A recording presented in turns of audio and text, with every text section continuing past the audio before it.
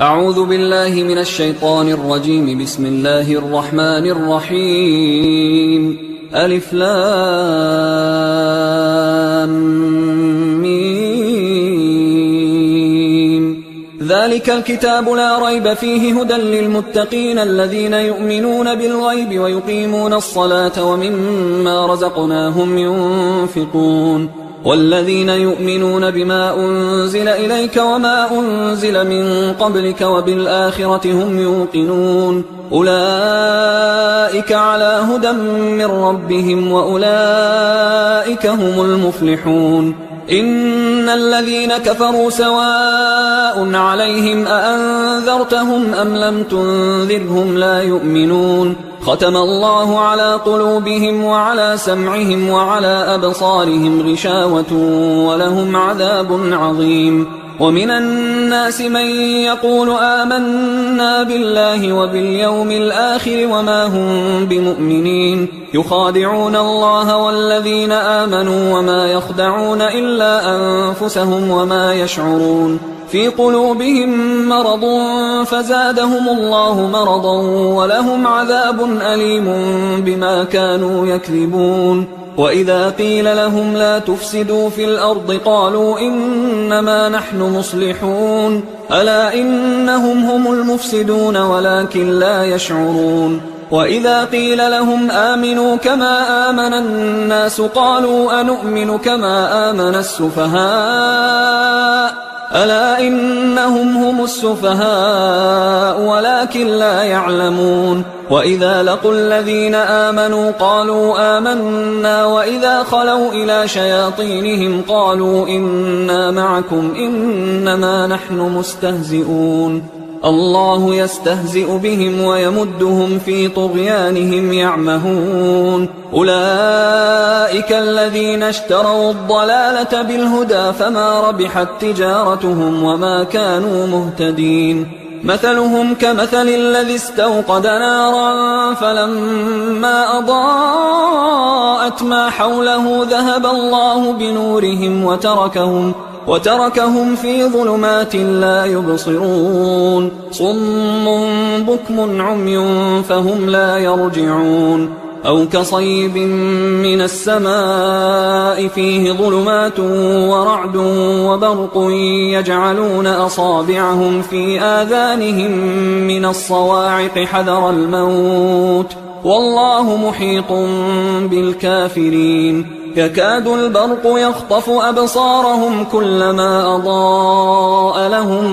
مشوا فيه وإذا أظلم عليهم قاموا ولو شاء الله لذهب بسمعهم وأبصارهم إن الله على كل شيء قدير. يا أيها الناس اعبدوا ربكم الذي خلقكم والذين من قبلكم لعلكم تتقون. الذي جعل لكم الأرض فراشا والسماء بناء وأنزل من السماء ماء فأخرج به من الثمرات رزقا لكم فلا تجعلوا لله أندادا وأنتم تعلمون. وإن كنتم في ريب مما نزلنا على عبدنا فأتوا بسورة من مثله وادعوا شهداءكم من دون الله إن كنتم صادقين. فإن لم تفعلوا ولن تفعلوا فاتقوا النار التي وقودها الناس والحجارة أعدت للكافرين. وبشر الذين آمنوا وعملوا الصالحات أن لهم جنات تجري من تحتها الأنهار كلما رزقوا منها من ثمرة رزقا قالوا هذا الذي رزقنا من قبل وأتوا به متشابها ولهم فيها أزواج مطهرة وهم فيها خالدون. إن الله لا يستحيي أن يضرب مثلا ما بعوضة فما فوقها فأما الذين آمنوا فيعلمون أنه الحق من ربهم، وأما الذين كفروا فيقولون ماذا أراد الله بهذا مثلا يضل به كثيرا ويهدي به كثيرا، وما يضل به إلا الفاسقين الذين ينقضون عهد الله من بعد ميثاقه ويقطعون ما أمر الله به أن يوصل ويفسدون في الأرض، أولئك هم الخاسرون. كيف تكفرون بالله وكنتم أمواتا فأحياكم ثم يميتكم ثم يحييكم ثم إليه ترجعون. هو الذي خلق لكم ما في الأرض جميعا ثم استوى إلى السماء فسواهن 7 سماوات وهو بكل شيء عليم. وإذ قال ربك للملائكة إني جاعل في الأرض خليفة قالوا أتجعل فيها من يفسد فيها ويسفك الدماء ونحن نسبح بحمدك ونقدس لك قال إني أعلم ما لا تعلمون. وعلم آدم الأسماء كلها ثم عرضهم على الملائكة فقال أنبئوني بأسماء هؤلاء إن كنتم صادقين. قالوا سبحانك لا علم لنا إلا ما علمتنا إنك أنت العليم الحكيم. قال يا آدم أنبئهم بأسمائهم فلما أنبأهم بأسمائهم قال ألم أقل لكم إني أعلم غيب السماوات والأرض وأعلم ما تبدون وما كنتم تكتمون. وإذ قلنا للملائكة اسجدوا لآدم فسجدوا إلا إبليس أبى واستكبر وكان من الكافرين. وقلنا يا آدم اسكن أنت وزوجك الجنة وكلا منها رغدا حيث شئتما ولا تقربا هذه الشجرة فتكونا من الظالمين. فأزلهما الشيطان عنها فأخرجهما مما كانا فيه وقلنا اهبطوا بعضكم لبعض عدو ولكم في الأرض مستقر ومتاع إلى حين. فتلقى آدم من ربه كلمات فتاب عليه إنه هو التواب الرحيم. قلنا اهبطوا منها جميعا فإما يأتينكم مني هدى فمن تبع هداي فلا خوف عليهم ولا هم يحزنون. والذين كفروا وكذبوا بآياتنا أولئك أصحاب النار هم فيها خالدون. يا بني إسرائيل اذكروا نعمتي التي أنعمت عليكم وأوفوا بعهدي أوف بعهدكم وإياي فارهبون. وآمنوا بما أنزلت مصدقا لما معكم ولا تكونوا أول كافر به ولا تشتروا بآياتي ثمنا قليلا وإياي فاتقون. ولا تلبسوا الحق بالباطل وتكتموا الحق وأنتم تعلمون. وأقيموا الصلاة وآتوا الزكاة واركعوا مع الراكعين. أتأمرون الناس بالبر وتنسون أنفسكم وأنتم تتلون الكتاب أفلا تعقلون. واستعينوا بالصبر والصلاة وإنها لكبيرة إلا على الخاشعين الذين يظنون أنهم ملاقو ربهم وأنهم إليه راجعون. يا بني إسرائيل اذكروا نعمتي التي أنعمت عليكم وأني فضلتكم على العالمين. واتقوا يوما لا تجزي نفس عن نفس شيئا ولا يقبل منها شفاعة ولا يؤخذ منها عدل ولا هم ينصرون. وإذ نجيناكم من آل فرعون يسومونكم سوء العذاب يذبحون أبناءكم ويستحيون نساءكم وفي ذلكم بلاء من ربكم عظيم. وإذ فرقنا بكم البحر فأنجيناكم وأغرقنا آل فرعون وأنتم تنظرون. وإذ واعدنا موسى 40 ليلة ثم اتخذتم العجل من بعده وأنتم ظالمون. ثم عفونا عنكم من بعد ذلك لعلكم تشكرون وإذ آتينا موسى الكتاب والفرقان لعلكم تهتدون وإذ قال موسى لقومه يا قوم إنكم ظلمتم أنفسكم باتخاذكم العجل فتوبوا إلى بارئكم فاقتلوا أنفسكم ذلكم خير لكم عند بارئكم فتاب عليكم إنه هو التواب الرحيم وإذ قلتم يا موسى لن نؤمن لك حتى نرى الله جهرة فأخذتكم الصاعقة وأنتم تنظرون ثم بعثناكم من بعد موتكم لعلكم تشكرون وظللنا عليكم الغمام وأنزلنا عليكم المن والسلوى كلوا من طيبات ما رزقناكم وما ظلمونا ولكن كانوا أنفسهم يظلمون وإذ قلنا ادخلوا هذه القرية فكلوا منها حيث شئتم رغدا وادخلوا الباب سجدا وقولوا حطة نغفر لكم خطاياكم وسنزيد المحسنين فبدل الذين ظلموا قولا غير الذي قيل لهم فأنزلنا على الذين ظلموا رجزا من السماء بما كانوا يفسقون وإذ استسقى موسى لقومه فقلنا اضرب بعصاك الحجر فانفجرت منه 12 عينا قد علم كل أناس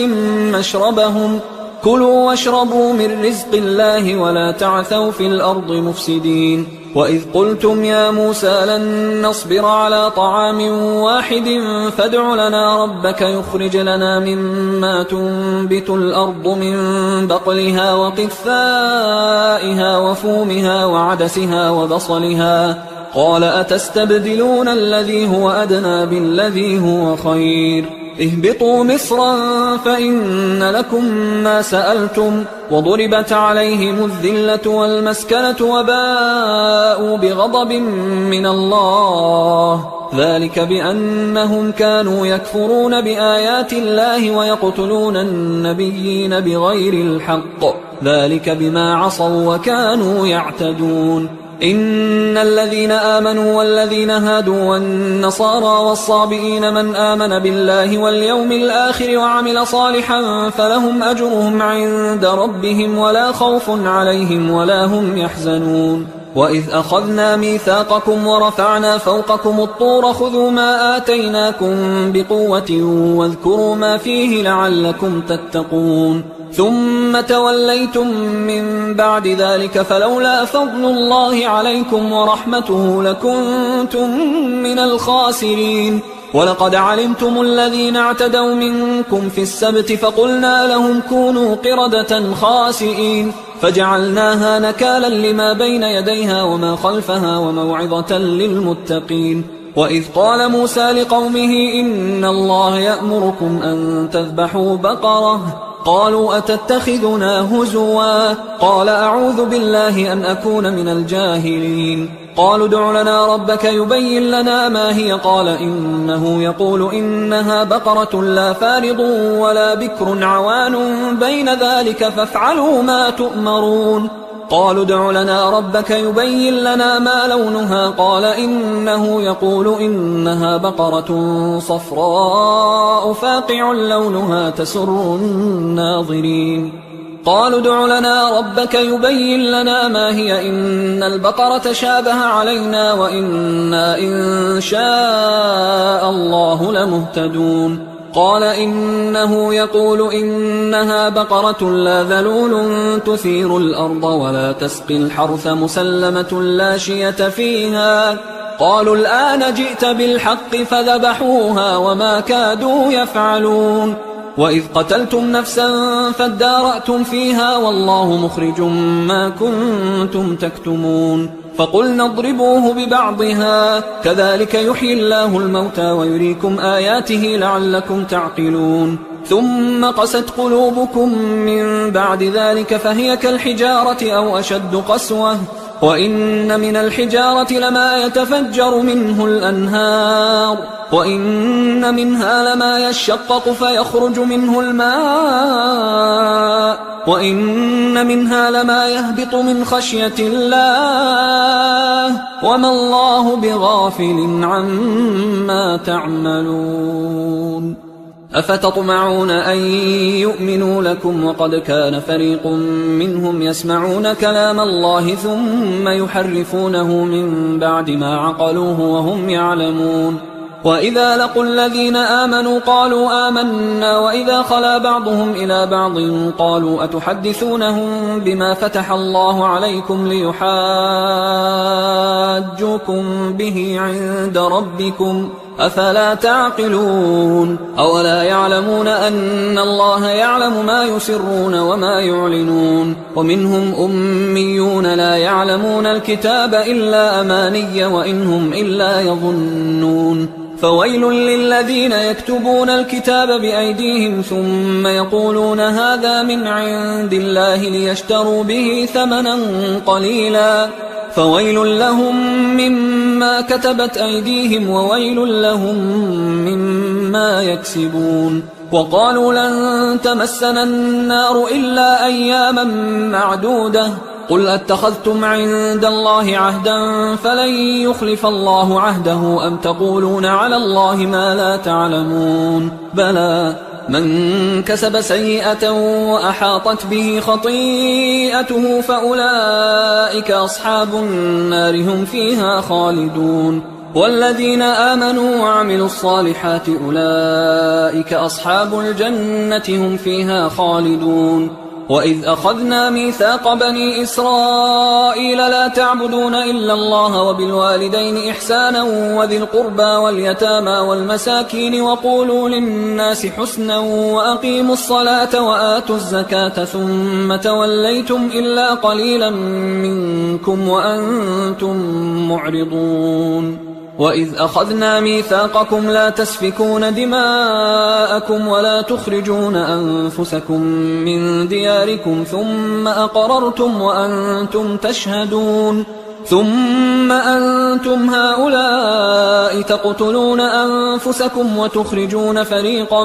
منكم من ديارهم تظاهرون عليهم بالإثم والعدوان وإن يأتوكم أسارى تفادوهم وهو محرم عليكم إخراجهم أفتؤمنون ببعض الكتاب وتكفرون ببعض فما جزاء من يفعل ذلك منكم إلا خزي في الحياة الدنيا ويوم القيامة يردون إلى أشد العذاب وما الله بغافل عما تعملون أولئك الذين اشتروا الحياة الدنيا بالآخرة فلا يخفف عنهم العذاب ولا هم ينصرون ولقد آتينا موسى الكتاب وقفينا من بعده بالرسل وآتينا عيسى ابن مريم البينات وأيدناه بروح القدس أفكلما جاءكم رسول بما لا تهوى أنفسكم استكبرتم ففريقا كذبتم وفريقا تقتلون وقالوا قلوبنا غلف بل لعنهم الله بكفرهم فقليلا ما يؤمنون ولما جاءهم كتاب من عند الله مصدق لما معهم وكانوا من قبل يستفتحون على الذين كفروا فلما جاءهم ما عرفوا كفروا به فلعنة الله على الكافرين بئس ما اشتروا به أنفسهم أن يكفروا بما أنزل الله بغيا أن ينزل الله من فضله على من يشاء من عباده فباءوا بغضب على غضب وللكافرين عذاب مهين وإذا قيل لهم آمنوا بما أنزل الله قالوا نؤمن بما أنزل علينا ويكفرون بما وراءه وهو الحق مصدقا لما معهم قل فلم تقتلون أنبياء الله من قبل إن كنتم مؤمنين ولقد جاءكم موسى بالبينات ثم اتخذتم العجل من بعده وأنتم ظالمون وإذ أخذنا ميثاقكم ورفعنا فوقكم الطور خذوا ما آتيناكم بقوة واسمعوا قالوا سمعنا وعصينا وأشربوا في قلوبهم العجل بكفرهم قل بئس ما يأمركم به إيمانكم إن كنتم مؤمنين قل إن كانت لكم الدار الآخرة عند الله خالصة من دون الناس فتمنوا الموت إن كنتم صادقين ولن يتمنوه أبدا بما قدمت أيديهم والله عليم بالظالمين ولتجدنهم أحرص الناس على حياة ومن الذين أشركوا يود أحدهم لو يعمر 1000 سنة وما هو بمزحزحه من العذاب أن يعمر والله بصير بما يعملون قل من كان عدوا لجبريل فإنه نزله على قلبك بإذن الله مصدقا لما بين يديه وهدى وبشرى للمؤمنين من كان عدوا لله وملائكته ورسله وجبريل وميكال فإن الله عدو للكافرين ولقد أنزلنا إليك آيات بينات وما يكفر بها إلا الفاسقون أوكلما عاهدوا عهدا نبذه فريق منهم بل أكثرهم لا يؤمنون ولما جاءهم رسول من عند الله مصدق لما معهم نبذ فريق من الذين أوتوا الكتاب كتاب الله وراء ظهورهم كأنهم لا يعلمون واتبعوا ما تتلو الشياطين على ملك سليمان وما كفر سليمان ولكن الشياطين كفروا يعلمون الناس السحر وما أنزل على الملكين ببابل هاروت وماروت وما يعلمان من أحد حتى يقولا إنما نحن فتنة فلا تكفر فيتعلمون منهما ما يفرقون به بين المرء وزوجه وما هم بضارين به من أحد إلا بإذن الله ويتعلمون ما يضرهم ولا ينفعهم ولقد علموا لمن اشتراه ما له في الآخرة من خلاق ولبئس ما شروا به أنفسهم لو كانوا يعلمون ولو أنهم آمنوا واتقوا لمثوبة من عند الله خير لو كانوا يعلمون يا أيها الذين آمنوا لا تقولوا راعنا وقولوا انظرنا واسمعوا وللكافرين عذاب أليم ما يود الذين كفروا من أهل الكتاب ولا المشركين أن ينزل عليكم من خير من ربكم والله يختص برحمته من يشاء والله ذو الفضل العظيم ما ننسخ من آية أو ننسها نأت بخير منها أو مثلها ألم تعلم أن الله على كل شيء قدير ألم تعلم أن الله له ملك السماوات والأرض وما لكم من دون الله من ولي ولا نصير أم تريدون أن تسألوا رسولكم كما سئل موسى من قبل ومن يتبدل الكفر بالإيمان فقد ضل سواء السبيل ود كثير من أهل الكتاب لو يردونكم من بعد إيمانكم كفارا حسدا من عند أنفسهم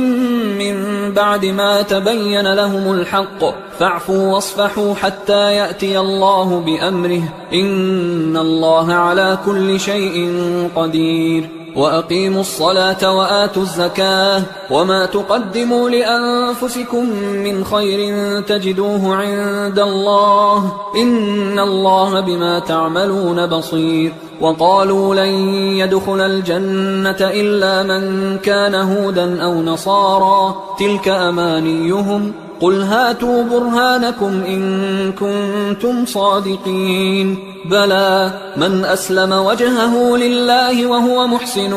فله أجره عند ربه ولا خوف عليهم ولا هم يحزنون وقالت اليهود ليست النصارى على شيء وقالت النصارى ليست اليهود على شيء وهم يتلون الكتاب كذلك قال الذين لا يعلمون مثل قولهم فالله يحكم بينهم يوم القيامة فيما كانوا فيه يختلفون ومن أظلم ممن منع مساجد الله أن يذكر فيها اسمه وسعى في خرابها أولئك ما كان لهم أن يدخلوها إلا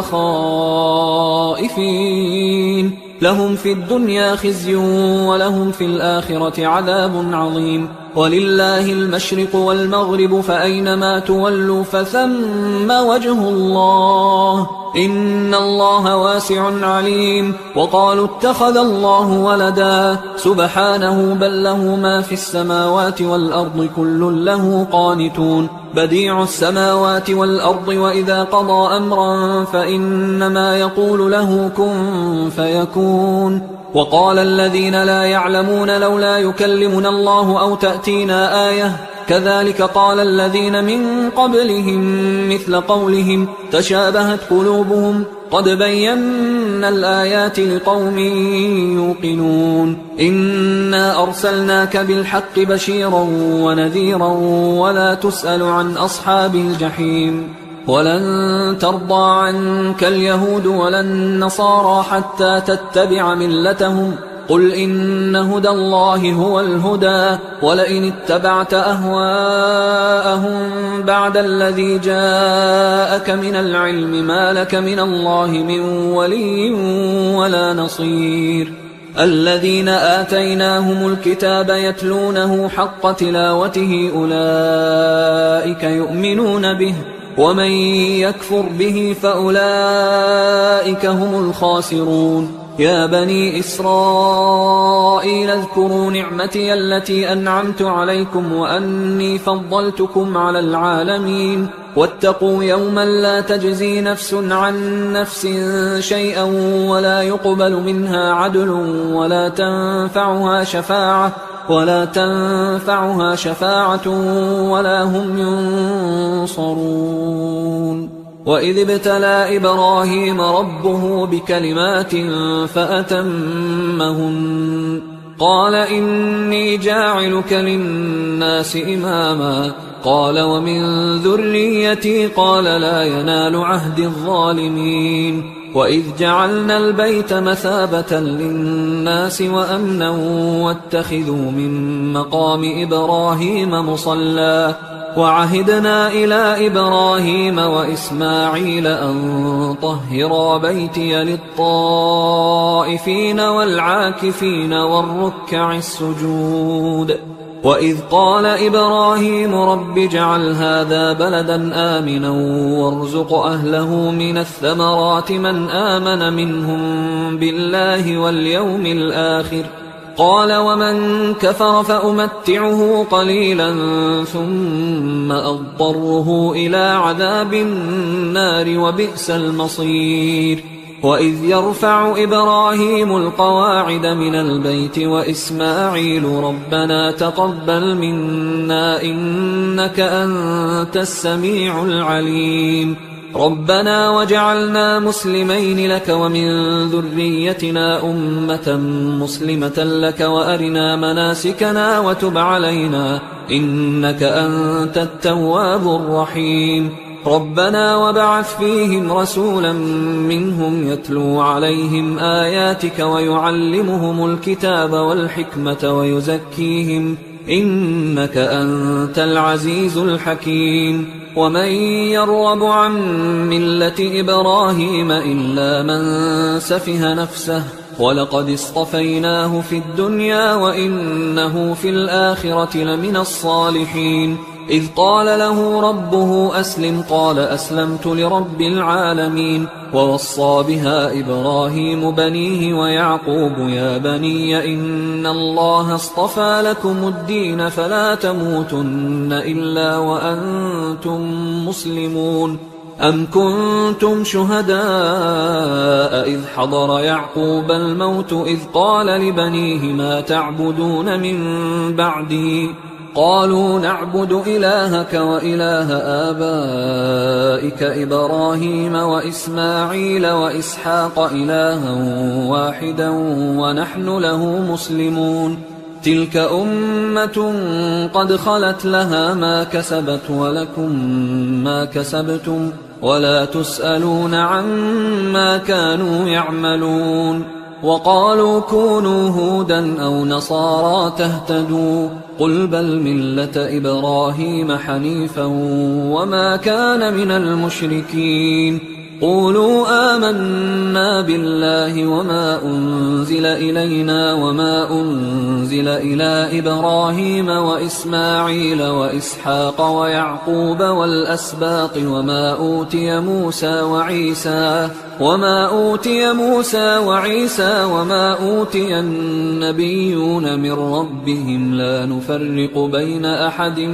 منهم ونحن له مسلمون. فإن آمنوا بمثل ما آمنتم به فقد اهتدوا وإن تولوا فإنما هم في شقاق فسيكفيكهم الله وهو السميع العليم. صبغة الله ومن أحسن من الله صبغة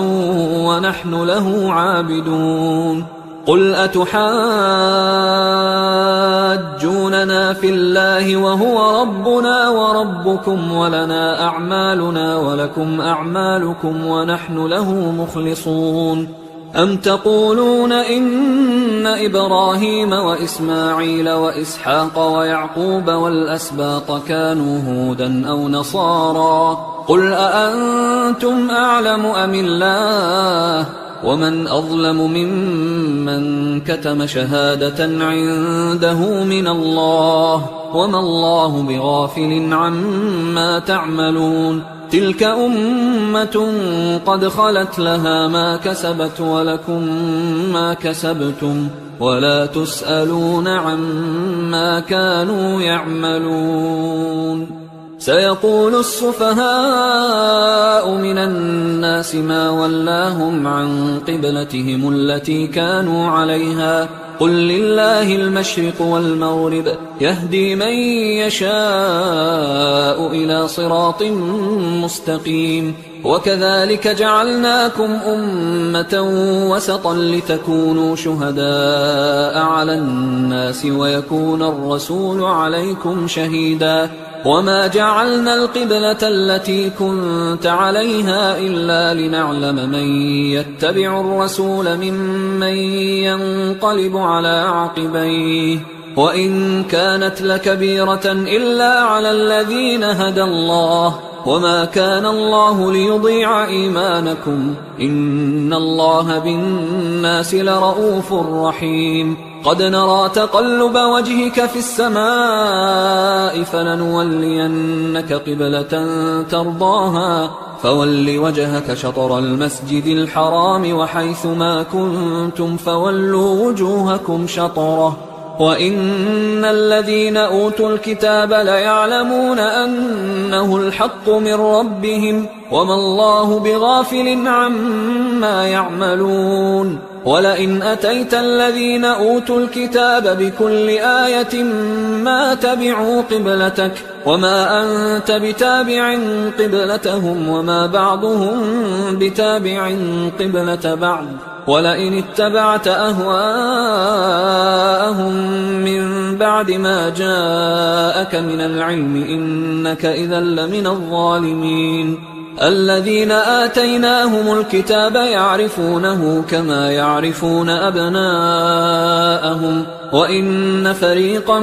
منهم ليكتمون الحق وهم يعلمون. الحق من ربك فلا تكونن من الممترين ولكل وجهة هو موليها فاستبقوا الخيرات أينما تكونوا يأت بكم الله جميعا إن الله على كل شيء قدير ومن حيث خرجت فول وجهك شطر المسجد الحرام وإنه للحق من ربك وما الله بغافل عما تعملون ومن حيث خرجت فول وجهك شطر المسجد الحرام وحيث ما كنتم فولوا وجوهكم شطره لئلا يكون للناس عليكم حجة إلا الذين ظلموا منهم فلا تخشوهم واخشوني ولأتم نعمتي عليكم ولعلكم تهتدون كما أرسلنا فيكم رسولا منكم يتلو عليكم آياتنا ويزكيكم ويعلمكم الكتاب والحكمة ويعلمكم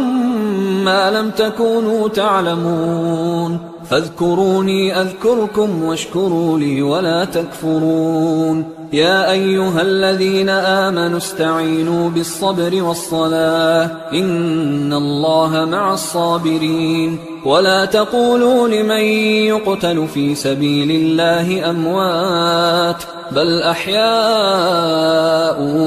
ولكن لا تشعرون ولنبلونكم بشيء من الخوف والجوع ونقص من الأموال والأنفس والثمرات وبشر الصابرين الذين إذا أصابتهم مصيبة قالوا إنا لله وإنا إليه راجعون أولئك عليهم صلوات من ربهم ورحمة وأولئك هم المهتدون إن الصفا والمروة من شعائر الله فمن حج البيت أو اعتمر فلا جناح عليه أن يطوف بهما ومن تطوع خيرا فإن الله شاكر عليم إن الذين يكتمون ما أنزلنا من البينات والهدى من بعد ما بيناه للناس في الكتاب أولئك يلعنهم الله ويلعنهم اللاعنون إلا الذين تابوا وأصلحوا وبينوا فأولئك أتوب عليهم وأنا التواب الرحيم إن الذين كفروا وماتوا وهم كفار أولئك عليهم لعنة الله والملائكة والناس أجمعين خالدين فيها لا يخفف عنهم العذاب ولا هم ينظرون وإلهكم إله واحد لا إله إلا هو الرحمن الرحيم إن في خلق السماوات والأرض واختلاف الليل والنهار والفلك التي تجري في البحر بما ينفع الناس وما أنزل الله من السماء من ماء فأحيا به الأرض بعد موتها وبث فيها من كل دابة وتصريف الرياح والسحاب المسخر بين السماء والأرض لآيات لقوم يعقلون ومن الناس من يتخذ من دون الله أندادا يحبونهم كحب الله والذين آمنوا أشد حبا لله ولو يرى الذين ظلموا إذ يرون العذاب أن القوة لله جميعا وأن الله شديد العذاب إذ تبرأ الذين اتبعوا من الذين اتبعوا ورأوا العذاب وتقطعت بهم الأسباب وقال الذين اتبعوا لو أن لنا كرة فنتبرأ منهم كما تبرأوا منا كذلك يريهم الله أعمالهم حسرات عليهم وما هم بخارجين من النار يا أيها الناس كلوا مما في الأرض حلالا طيبا ولا تتبعوا خطوات الشيطان إنه لكم عدو مبين إنما يأمركم بالسوء والفحشاء وأن تقولوا على الله ما لا تعلمون وإذا قيل لهم اتبعوا ما أنزل الله قالوا بل نتبع ما ألفينا عليه آباءنا أولو كان آباؤهم لا يعقلون شيئا ولا يهتدون ومثل الذين كفروا كمثل الذي ينعق بما لا يسمع إلا دعاء ونداء صم بكم عمي فهم لا يعقلون يا أيها الذين آمنوا كلوا من طيبات ما رزقناكم واشكروا لله إن كنتم إياه تعبدون إنما حرم عليكم الميتة والدم ولحم الخنزير وما أهل به لغير الله فمن اضطر غير باغ ولا عاد فلا إثم عليه إن الله غفور رحيم إن الذين يكتمون ما أنزل الله من الكتاب ويشترون به ثمنا قليلا أولئك ما يأكلون في بطونهم إلا النار ولا يكلمهم الله يوم القيامة ولا يزكيهم ولهم عذاب أليم أولئك الذين اشتروا الضلالة بالهدى والعذاب بالمغفرة فما أصبرهم على النار ذلك بأن الله نزل الكتاب بالحق وإن الذين اختلفوا في الكتاب لفي شقاق بعيد ليس البر أن تولوا وجوهكم قبل المشرق والمغرب ولكن البر من آمن بالله واليوم الآخر والملائكة والكتاب والنبيين وآتى المال على حبه ذوي القربى واليتامى والمساكين وابن السبيل والسائلين وفي الرقاب وأقام الصلاة وآتى الزكاة والموفون بعهدهم إذا عاهدوا والصابرين في البأساء والضراء وحين البأس أولئك الذين صدقوا وأولئك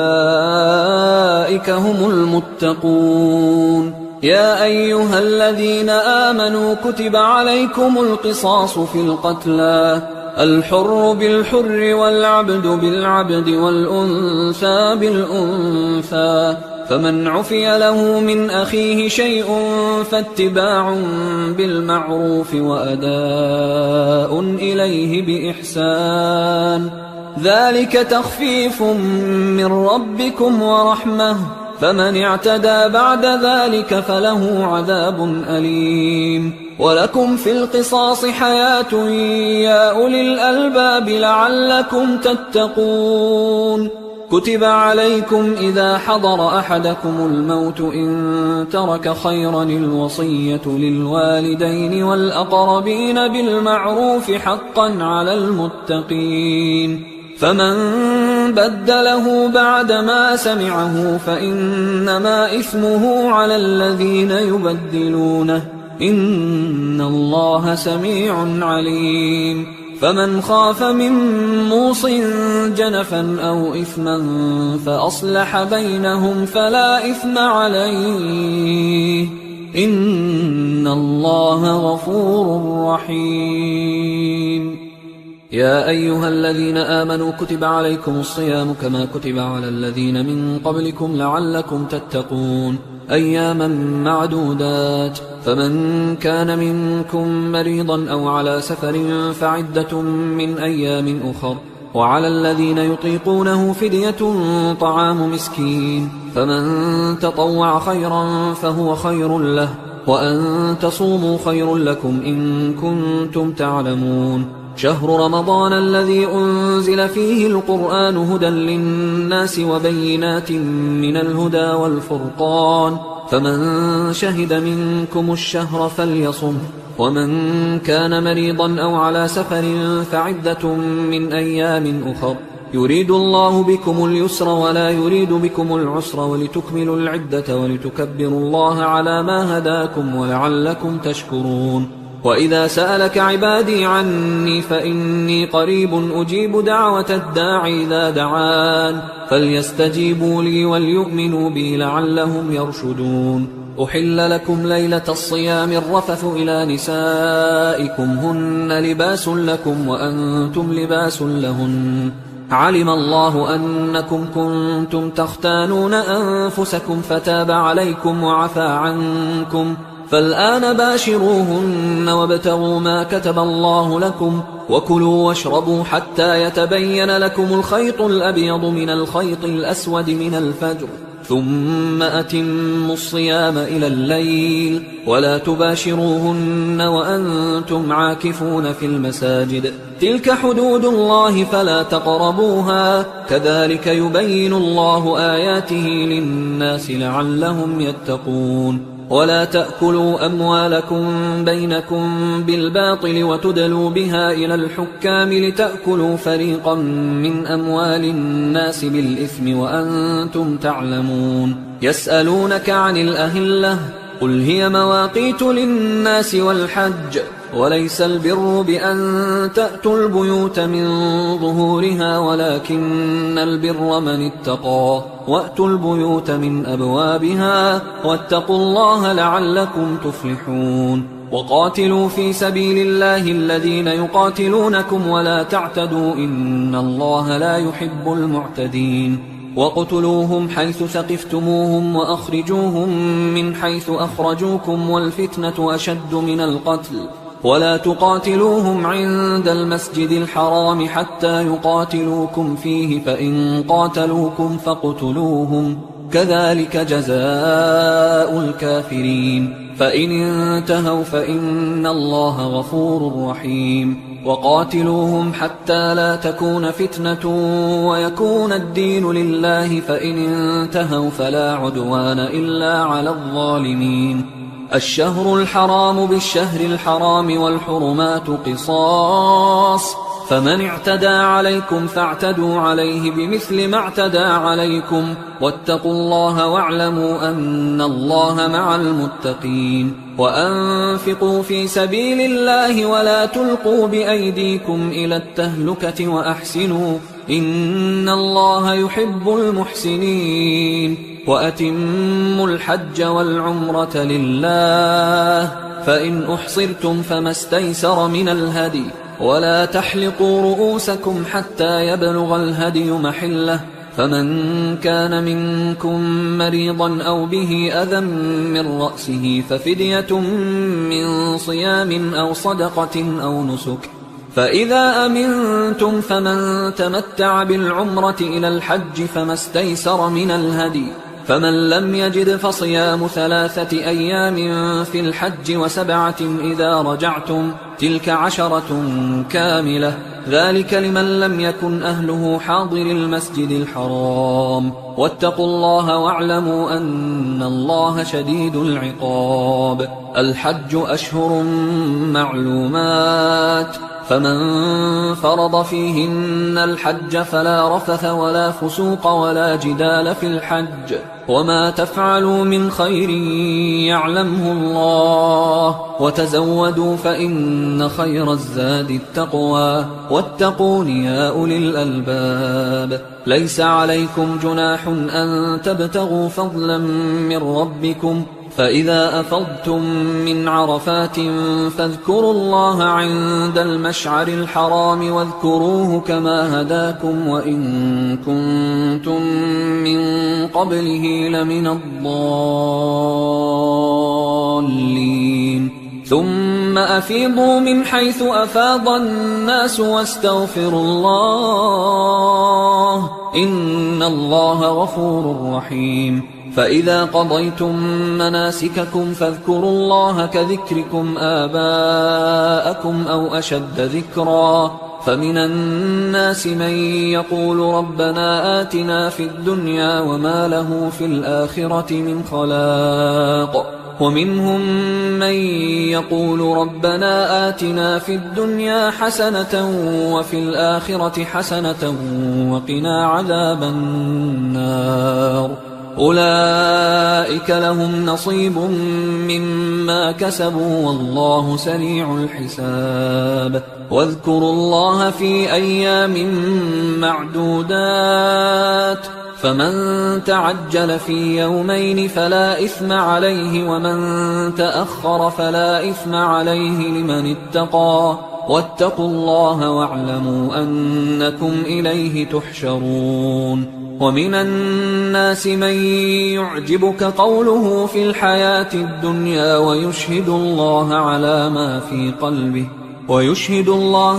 ما في قلبه وهو ألد الخصام. وإذا تولى سعى في الأرض ليفسد فيها ويهلك الحرث والنسل والله لا يحب الفساد. وإذا قيل له اتق الله أخذته العزة بالإثم فحسبه جهنم ولبئس المهاد. ومن الناس من يشري نفسه ابتغاء مرضات الله والله رؤوف بالعباد. يا أيها الذين آمنوا ادخلوا في السلم كافة ولا تتبعوا خطوات الشيطان إنه لكم عدو مبين. فإن زللتم من بعد ما جاءتكم البينات فاعلموا أن الله عزيز حكيم. هل ينظرون إلا أن يأتيهم الله في ظلل من الغمام والملائكة وقضي الأمر وإلى الله ترجع الأمور. سل بني إسرائيل كم آتيناهم من آية بينة ومن يبدل نعمة الله من بعد ما جاءته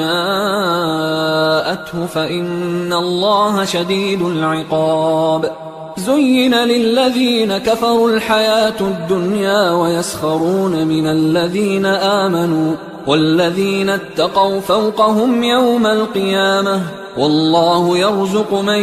يشاء بغير حساب. كان الناس أمة واحدة فبعث الله النبيين مبشرين ومنذرين وأنزل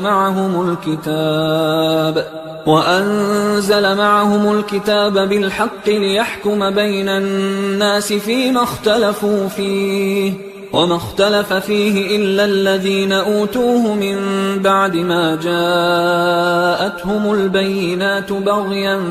بينهم فهدى الله الذين آمنوا لما اختلفوا فيه من الحق بإذنه والله يهدي من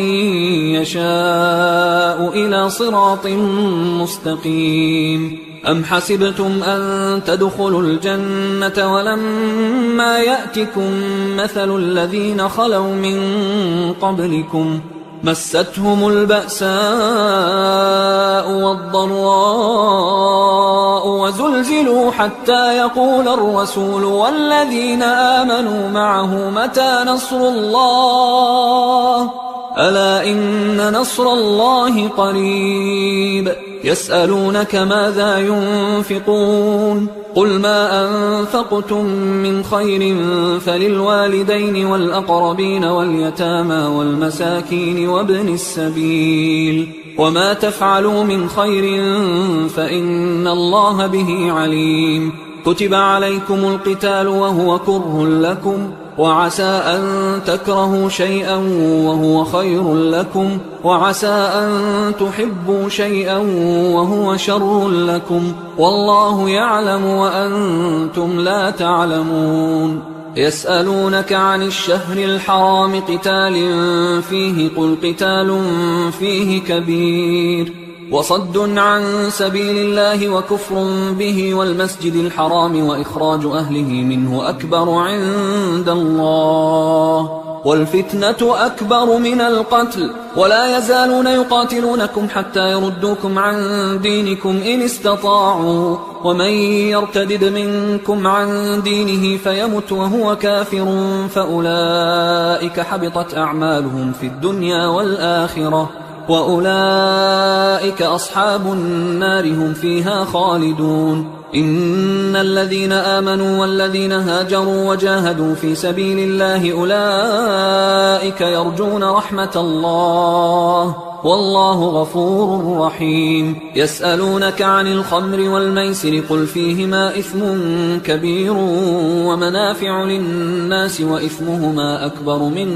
نفعهما ويسألونك ماذا ينفقون قل العفو كذلك يبين الله لكم الآيات لعلكم تتفكرون في الدنيا والآخرة ويسألونك عن اليتامى قل إصلاح لهم خير وإن تخالطوهم فإخوانكم والله يعلم المفسد من المصلح ولو شاء الله لأعنتكم إن الله عزيز حكيم ولا تنكحوا المشركات حتى يؤمنوا ولأمة مؤمنة خير من مشركة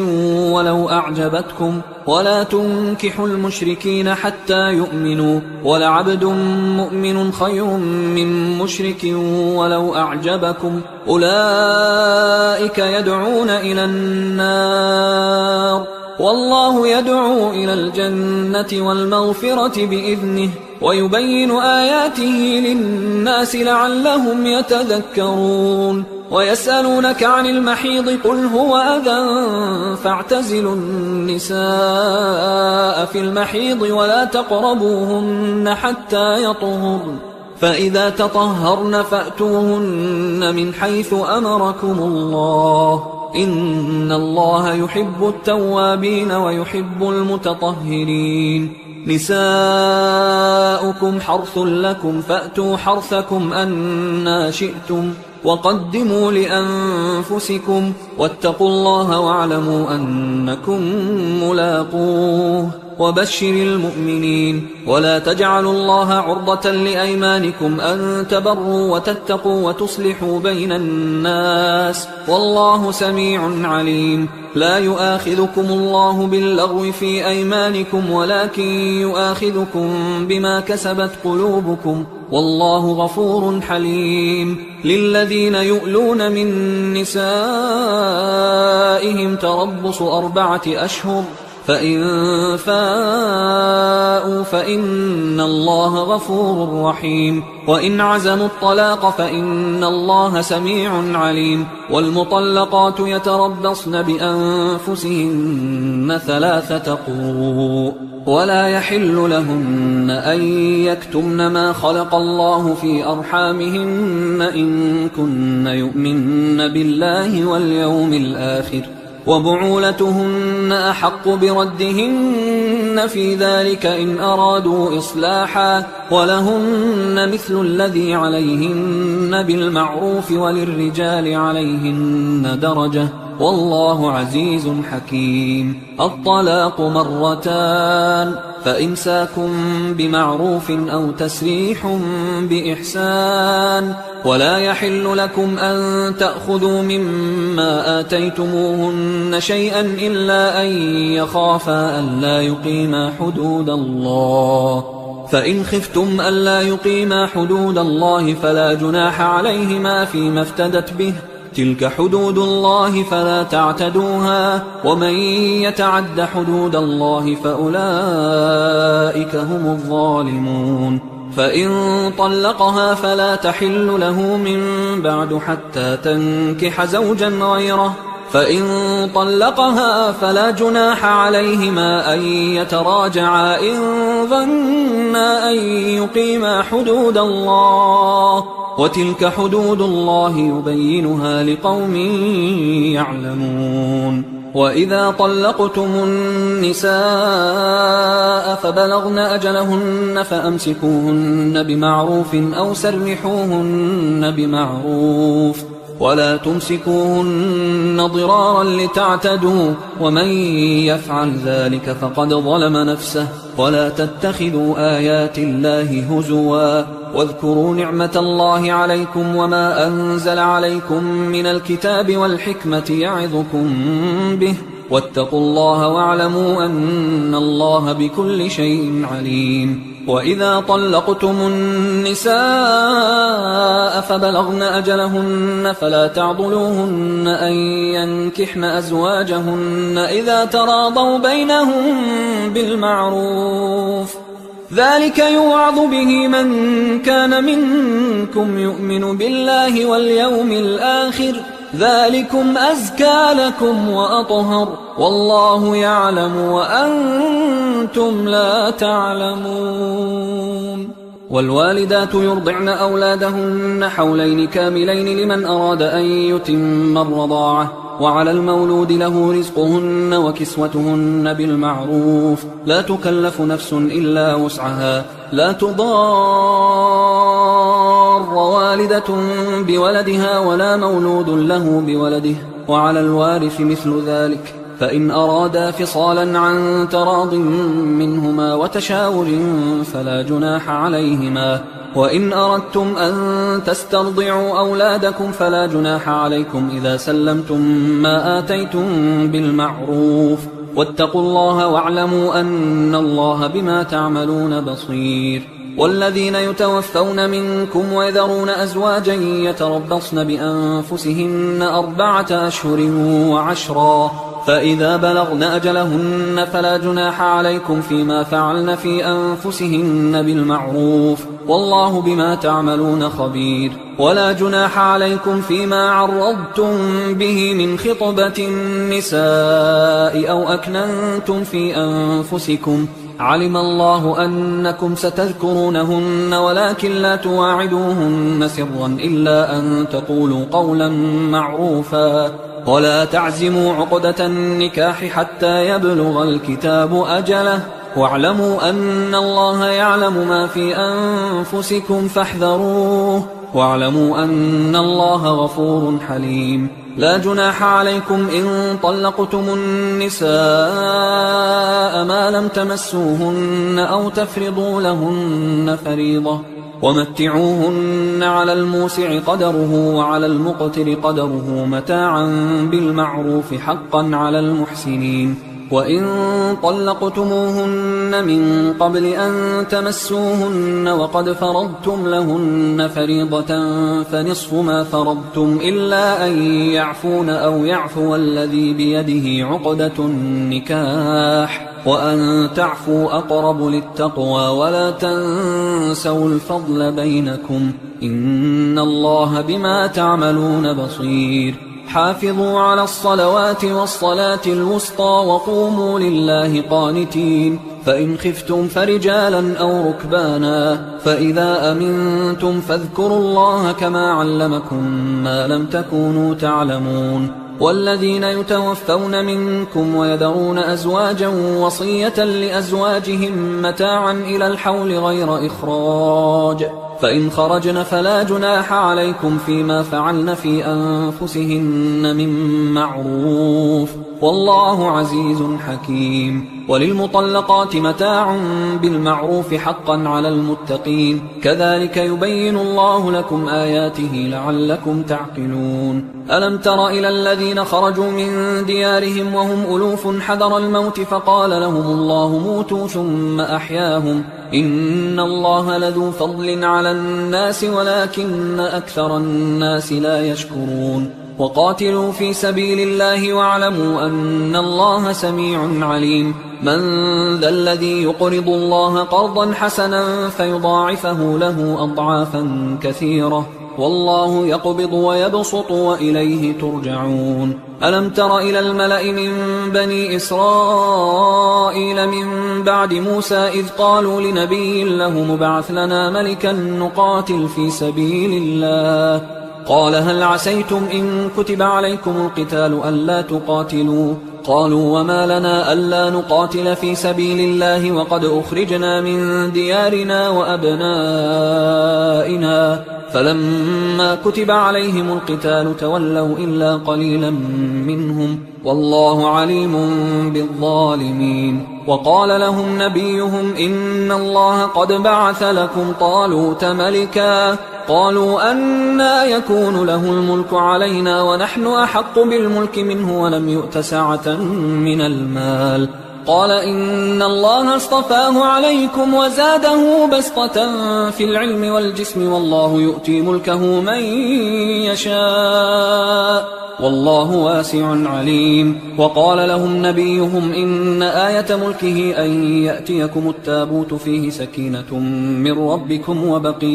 وبقية مما ترك آل موسى وآل هارون تحمله الملائكة إن في ذلك لآية لكم إن كنتم مؤمنين فلما فصل طالوت بالجنود قال إن الله مبتليكم بنهر فمن شرب منه فليس مني ومن لم يطعمه فإنه مني إلا من اغترف غرفة بيده فشربوا منه إلا قليلا منهم فلما جاوزه هو والذين آمنوا معه قالوا لا طاقة لنا اليوم بجالوت وجنوده قال الذين يظنون أنهم ملاقوا الله كم من فئة قليلة غلبت فئة كثيرة بإذن الله والله مع الصابرين ولما برزوا لجالوت وجنوده قالوا ربنا أفرغ علينا صبرا وثبت أقدامنا وانصرنا على القوم الكافرين فهزموهم بإذن الله وقتل داود جالوت وآتاه الله الملك والحكمة وعلمه مما يشاء ولولا دفع الله الناس بعضهم ببعض لفسدت الأرض ولكن الله ذو فضل على العالمين تلك آيات الله نتلوها عليك بالحق وإنك لمن المرسلين تلك الرسل فضلنا بعضهم على بعض منهم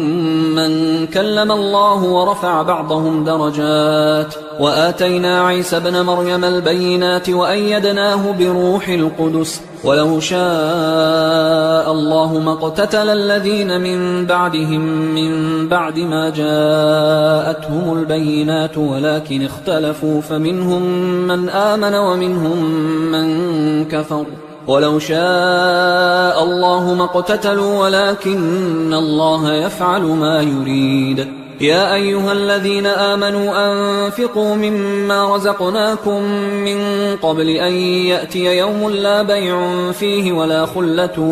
ولا شفاعة والكافرون هم الظالمون الله لا إله إلا هو الحي القيوم لا تأخذه سنة ولا نوم له ما في السماوات وما في الأرض من ذا الذي يشفع عنده إلا بإذنه يعلم ما بين أيديهم وما خلفهم ولا يحيطون بشيء من علمه إلا بما شاء وسع كرسيه السماوات والأرض ولا يؤوده حفظهما وهو العلي العظيم لا إكراه في الدين قد تبين الرشد من الغي فمن يكفر بالطاغوت ويؤمن بالله فقد استمسك بالعروة الوثقى لا انفصام لها والله سميع عليم الله ولي الذين آمنوا يخرجهم من الظلمات إلى النور والذين كفروا أولياؤهم الطاغوت يخرجونهم من النور إلى الظلمات أولئك أصحاب النار هم فيها خالدون ألم تر إلى الذي حاج إبراهيم في ربه أن آتاه الله الملك إذ قال إبراهيم ربي الذي يحيي ويميت قال أنا أحيي وأميت قال إبراهيم فإن الله يأتي بالشمس من المشرق فأت بها من المغرب فبهت الذي كفر والله لا يهدي القوم الظالمين أو كالذي مر على قرية وهي خاوية على عروشها قال أنى يحيي هذه الله بعد موتها فأماته الله 100 عام ثم بعثه قال كم لبثت قال لبثت يوما أو بعض يوم قال بل لبثت 100 عام فانظر إلى طعامك وشرابك لم يتسنه وانظر إلى حمارك ولنجعلك آية للناس وانظر إلى العظام كيف ننشزها ثم نكسوها لحما فلما تبين له قال أعلم أن الله على كل شيء قدير وإذ قال إبراهيم رب أرني كيف تحيي الموتى قال أولم تؤمن قال بلى ولكن ليطمئن قلبي قال فخذ 4 من الطير فصرهن إليك ثم اجعل على كل جبل منهن جزءا ثم ادعهن يأتينك سعيا واعلم أن الله عزيز حكيم مثل الذين ينفقون أموالهم في سبيل الله كمثل حبة أنبتت 7 سنابل في كل سنبلة 100 حبة والله يضاعف لمن يشاء والله واسع عليم الذين ينفقون أموالهم في سبيل الله ثم لا يتبعون ما أنفقوا منا ولا أذى لهم أجرهم عند ربهم ولا خوف عليهم ولا هم يحزنون قول معروف ومغفرة خير من صدقة يتبعها أذى والله غني حليم يا أيها الذين آمنوا لا تبطلوا صدقاتكم بالمن والأذى كالذي ينفق ماله رئاء الناس ولا يؤمن بالله واليوم الآخر فمثله كمثل صفوان عليه تراب فأصابه وابل فتركه صلدا لا يقدرون على شيء مما كسبوا والله لا يهدي القوم الكافرين ومثل الذين ينفقون أموالهم ابتغاء مرضات الله وتثبيتا من أنفسهم كمثل جنة بربوة أصابها وابل فآتت أكلها ضعفين فإن لم يصبها وابل فطل والله بما تعملون بصير أيود أحدكم أن تكون له جنة من نخيل وأعناب تجري من تحتها الأنهار له فيها من كل الثمرات وأصابه الكبر وله ذرية ضعفاء فأصابها إعصار فيه نار فاحترقت كذلك يبين الله لكم الآيات لعلكم تتفكرون يا أيها الذين آمنوا أنفقوا من طيبات ما كسبتم ومما أخرجنا لكم من الأرض ولا تيمموا الخبيث منه تنفقون ولستم بآخذيه إلا أن تغمضوا فيه واعلموا أن الله غني حميد الشيطان يعدكم الفقر ويأمركم بالفحشاء والله يعدكم مغفرة منه وفضلا والله واسع عليم يؤتي الحكمة من يشاء ومن يؤت الحكمة فقد أوتي خيرا كثيرا وما يذكر إلا أولو الألباب وما أنفقتم من نفقة أو نذرتم من نذر فإن الله يعلمه وما للظالمين من أنصار إن تبدوا الصدقات فنعما هي وإن تخفوها وتؤتوها الفقراء فهو خير لكم ويكفر عنكم من سيئاتكم والله بما تعملون خبير ليس عليك هداهم ولكن الله يهدي من يشاء وما تنفقوا من خير فلأنفسكم وما تنفقون إلا ابتغاء وجه الله وما تنفقوا من خير يوفى إليكم وأنتم لا تظلمون للفقراء الذين أحصروا في سبيل الله لا يستطيعون ضربا في الأرض يحسبهم الجاهل أغنياء من التعفف تعرفهم بسيماهم لا يسألون الناس إلحافا وما تنفقوا من خير فإن الله به عليم الذين ينفقون أموالهم بالليل والنهار سرا وعلانية فلهم أجرهم عند ربهم ولا خوف عليهم ولا هم يحزنون الذين يأكلون الربا لا يقومون إلا كما يقوم الذي يتخبطه الشيطان من المس ذلك بأنهم قالوا إنما البيع مثل الربا وأحل الله البيع وحرم الربا فمن جاءه موعظة من ربه فانتهى فله ما سلف وأمره إلى الله ومن عاد فأولئك أصحاب النار هم فيها خالدون يمحق الله الربا ويربي الصدقات والله لا يحب كل كفار أثيم إن الذين آمنوا وعملوا الصالحات وأقاموا الصلاة وآتوا الزكاة لهم أجرهم عند ربهم ولا خوف عليهم ولا هم يحزنون يا أيها الذين آمنوا اتقوا الله وذروا ما بقي من الربا إن كنتم مؤمنين فإن لم تفعلوا فأذنوا بحرب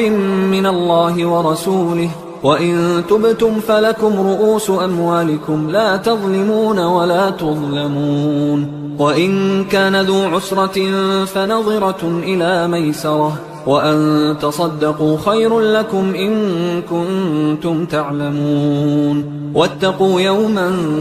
ترجعون فيه إلى الله ثم توفى كل نفس ما كسبت وهم لا يظلمون يا أيها الذين آمنوا إذا تداينتم بدين إلى أجل مسمى فاكتبوه وليكتب بينكم كاتب بالعدل ولا يأب كاتب أن يكتب كما علمه الله فليكتب وليملل الذي عليه الحق وليتق الله ربه ولا يبخس منه شيئا فإن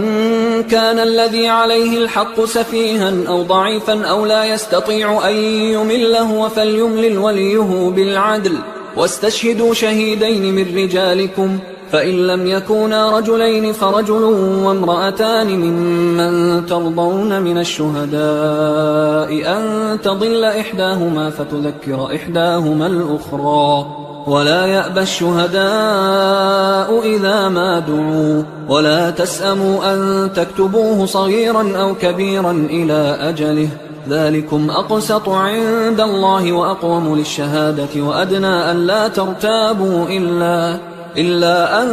تكون تجارة حاضرة تديرونها بينكم فليس عليكم جناح ألا تكتبوها وأشهدوا إذا تبايعتم ولا يضار كاتب ولا شهيد وإن تفعلوا فإنه فسوق بكم واتقوا الله ويعلمكم الله والله بكل شيء عليم. وإن كنتم على سفر ولم تجدوا كاتبا فرهان مقبوضة، فإن أمن بعضكم بعضا فليؤدي الذي اؤتمن أمانته وليتق الله ربه ولا تكتموا الشهادة، ومن يكتمها فإنه آثم قلبه والله بما تعملون عليم. لله ما في السماوات وما في الأرض، وإن تبدوا ما في أنفسكم أو تخفوه يحاسبكم به الله فيغفر لمن يشاء ويعذب من يشاء والله على كل شيء قدير. آمن الرسول بما أنزل إليه من ربه والمؤمنون كل آمن بالله وملائكته وكتبه ورسله لا نفرق بين أحد من رسله وقالوا سمعنا وأطعنا غفرانك ربنا وإليك المصير. لا يكلف الله نفسا إلا وسعها، لها ما كسبت وعليها ما اكتسبت. ربنا لا تؤاخذنا إن نسينا أو أخطأنا، ربنا ولا تحمل علينا إصرا كما حملته على الذين من قبلنا، ربنا ولا تحملنا ما لا طاقة لنا به، واعف عنا واغفر لنا وارحمنا، أنت مولانا فانصرنا على القوم الكافرين.